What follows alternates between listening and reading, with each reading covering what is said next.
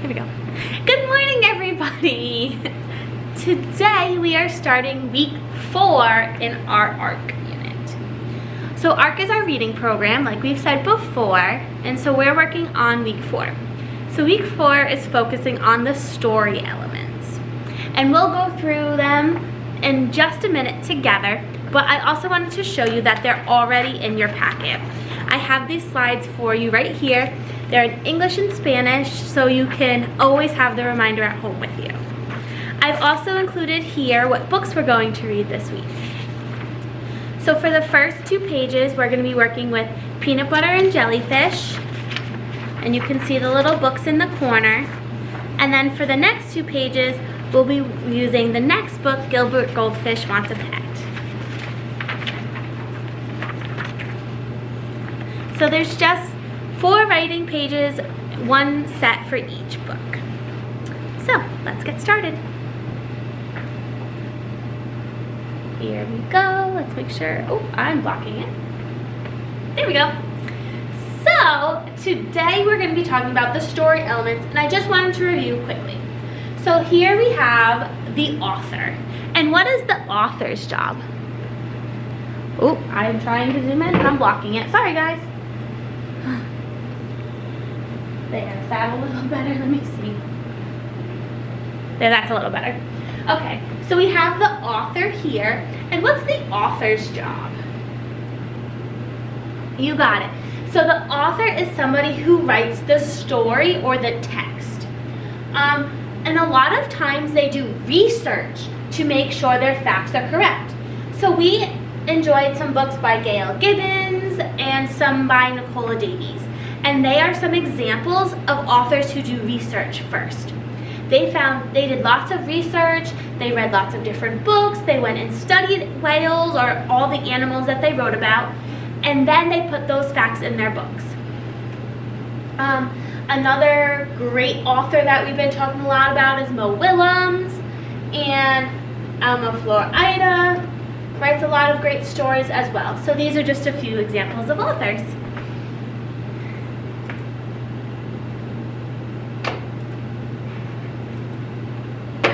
Hold on, sorry. There we go.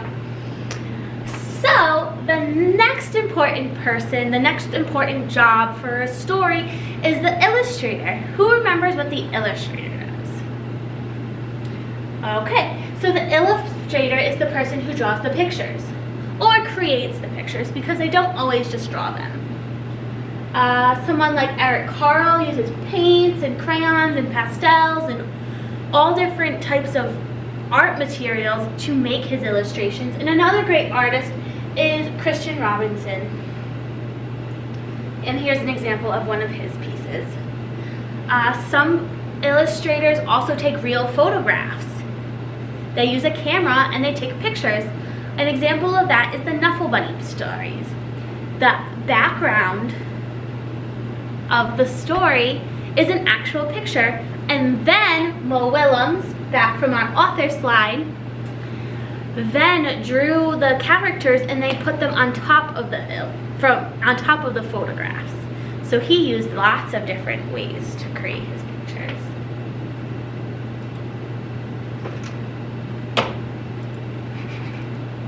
There we go. So like I was saying, the photographer is an important part. They take photographs. So sometimes it can be the photographer goes out and takes pictures, let's say for an animal book. So the illustrator knows how to draw the animal. But the photographer can also take pictures and actually use the pictures as the illustration. The designer is another important job. They decide how the text, so all the words and the pictures, should look on the pages. And they design the artwork. So for example, we have a little picture down here of the beach, and the sentence is the boy went to the beach. So they get to pick, is the picture going to go on the top and the words on the bottom? Is the words going to be inside the picture? How is it going to look? That's the designer's job. This is not cooperating today. Here we go. So now we're going to talk about the story elements. And the first story element we're going to discuss are the characters. Now, to help me remember all the different story elements, I like to use lots of hand motions. Okay, so our first hand motion is going to be for characters. So I'm going to do it and then you're going to do it. Are you ready? My turn, your turn. Here we go. Characters. Personajes. Who is the story about? Ready? Let's try it all together one more time. Characters. Personajes. Who is the story about? So that's what characters means. That means who's in the story. Sometimes it's animals, like Elephant and Piggy. Sometimes it's people, like Grace in Amazing Grace. Sometimes it could be objects that are turned into characters. It's not always just people. Sometimes it is. So when we're talking about characters, there's some great ways to find out more information about them. So you can ask questions. The first question we can ask is, who was in the story? ¿Quién está en la historia? Who's in the story? And the next question we can ask is, who is the story about? Just like in our hand movements. Who is the story about? ¿Sobre quién es la historia? So that's our first one, characters.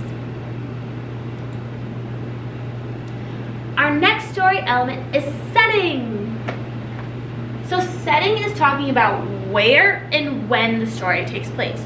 So, for example, where are all of these places? Let me make sure you can see them. There we go, that's a little better. So what is this setting? That's right, they're at the beach. And do you know this one? This one should look familiar. This one is our school. And what do you think this setting is? A playground, that's right. So that's talking about where. Where is the story? Where are the characters going? The next one is, when does the story take place? Sometimes a story takes place all in one day, or sometimes it takes place all in one night. Sometimes it's a few days, or maybe a week. Or if you're in a bigger book, maybe it's a month or a year. That's all important information when talking about a story. Sometimes the seasons are important too. So for example, if we were thinking about, I know, Frozen. Frozen's a great example because the first Frozen movie starts off in the summer. But then, with all the crazy weather that Elsa creates, it turns out like winter time in there. So that's all important information when talking about the story. So my hand movements for setting are setting, escenario, where does the story take place? When does the story take place? So this will help us remember all the pieces of setting. So let's do it together. Ready? Setting, escenario, where does the story take place? When does the story take place? And we have one more. This is our last one. So this is this. Let me zoom out a little bit so you can see the whole. There we go. So you can see the whole side. So we have our events here. Our events are all the things that happen in the story, including the problem and the solution. So if we were reading a story and we saw this happen, this could potentially be our problem. What do you think this character's problem is? Yeah, it looks like they scraped their knee and they look very upset. They look like they're crying. That seems like a big problem. So what would be a way to solve that problem? What would be the solution? That's right, we could put a Band-Aid on. Clean the cut up, put a Band-Aid on, And that usually helps someone feel better. So to help you remember all of this, I have three different hand motions. So the first one is going to be for events. All right, are you ready? My turn and then your turn. I have events, acontecimientos, what happens in the story. Great, let's try that one again. Ready? Events, acontecimientos, what happens in the story. Good job. All right, our next one is the problem and the solution. These two I kind of put together, okay? So we have problem, problema. That's a cognate because it's almost the same word. And then we have solution. Phew, it got solved. Solución. Ready? Let's try that one together. We have problem, problema, solution, solution.